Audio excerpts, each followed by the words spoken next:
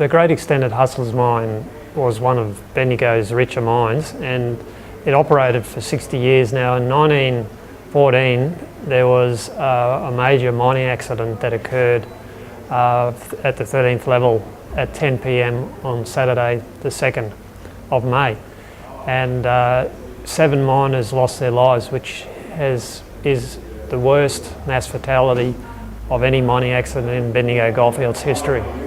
And immediately the community rallied behind the widows and orphans. There were 5 widows and 10 orphans left as a result of the disaster. And immediately relief funds and charity funds were set up by organisations all over Bendigo, business organisations and also community groups all did fundraising to raise money to support the families of the widows and the orphans. It's in the vicinity of £400,000, which is a phenomenal amount of money. Money flowed in from all over Bendigo, Melbourne, and even from London as well, because the news of the disaster became a world news that galvanised the people and drew a huge amount of sympathy and support for the plight of the miners' families who were left as a result of the accident. There he is. There's George, and there's have you seen that photo of the cemetery shot? The family members are of descendants of George Forster, which was one of the 7 miners killed. His wife Maud and her 2 children, they were Irene, who was 4, and George Jr., who was 2.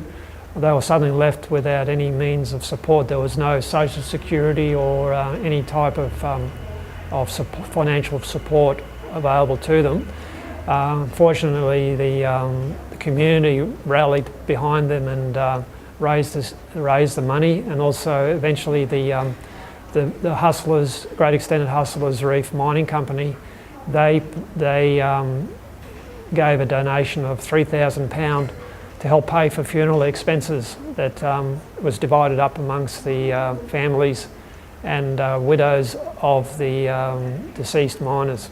On Saturday we've got a whole lot of activities, presentations, displays and guided walks at Hustlers Reef Reserve, which is near the Boundary Hotel between Neiman Street and Hustlers Road. Now the program starts at 10 a.m. and will go through to 3. There'll be displays of mine rescue equipment. There'll also be